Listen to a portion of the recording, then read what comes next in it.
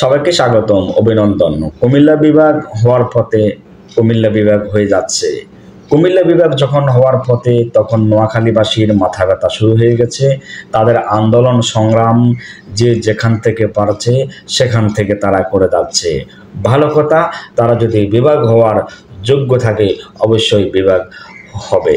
তবে এই কুমিল্লার বিভাগ এমনিতে হচ্ছে না, অনেক ইতিহাস আপনাকে জানতে হবে। সংক্ষিপ্ত ইতিহাস আজকে তুলে ধরব। শিক্ষা, শিল্প, সাহিত্য, সংস্কৃতির পাতফাট কুমিল্লা প্রাচীন ঐতিহ্য সমৃদ্ধ জেলা হিসাবে এই উপমহাদেশ সুপরিচিত।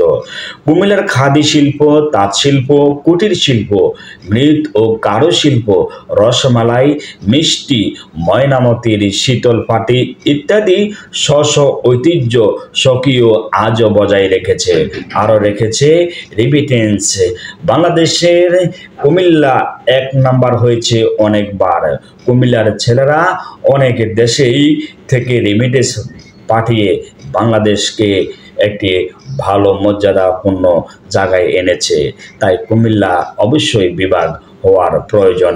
কুমিল্লা এই যতগুলো বিভাগ হচ্ছে তার মাঝখানে কিন্তু কুমিল্লা, নোয়াখালী কিন্তু একটি সাইটে পড়ে রয়েছে।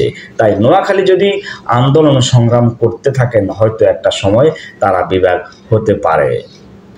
কুমিল্লা ব্রিটিশ ভারতের প্রাচীনতম শহর। আগে এর নাম ছিল ত্রিপুরা জেলা। 1905 সালে বঙ্গভঙ্গকে কেন্দ্র করে কুমিল্লা টাউন হল মাঠে জনসভা হয়। 1960 সালে প্রশাসন বিকেন্দ্রকরণের ফলে কুমিল্লা পৃথক জেলার মর্যাদা পায়। গোমতী নদীর তীরে শহরের অবস্থান, একে বলা হয় পৃথকীকৃত কুমিল্লা।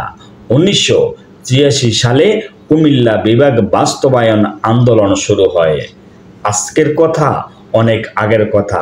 1989 সালে বৃহত্তর কুমিল্লা, চাঁদপুর ও ব্রাহ্মণবাড়িয়া এবং বৃহত্তর নোয়াখালী, ফেনী ও লক্ষ্মীপুর সহ 6টি জেলা নিয়ে কুমিল্লা বিভাগ প্রতিষ্ঠার দাবি শুরু হয়। কুমিল্লা গণফোরাম নামের একটি সামাজিক সংগঠনের ব্যানারে ওই দাবি নিয়ে আন্দোলন শুরু হয়। পরে সংগঠনের নাম হয় কুমিল্লা গণদাবি পরিষদ। নোয়াখালী বিভাগ চাই আন্দোলন। নোয়াখালীর দীর্ঘদিন ধরেই স্বতন্ত্র বিভাগ ঘোষণার দাবিতে আন্দোলন করে আসছে। প্রথম আন্দোলন 1994 সালে মুশফিক কমিটি প্রথম আনুষ্ঠানিকভাবে নোয়াখালীকে বিভাগ ঘোষণা করার দাবি তোলে। সেই থেকে এই অঞ্চলের মানুষ প্রশাসনিক বিকেন্দ্রকরণ ও উন্নয়নের স্বার্থে নোয়াখালী বিভাগ প্রতিষ্ঠার দাবিতে ঐক্যবদ্ধভাবে আন্দোলন চালিয়ে যাচ্ছে।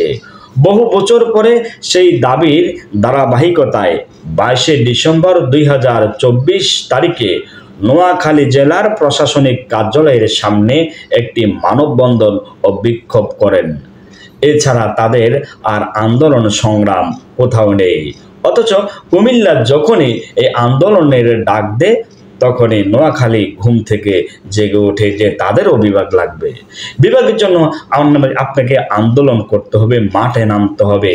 আর মাঠে নামলে এই আন্দোলন হয়তো একদিন সফল হবে।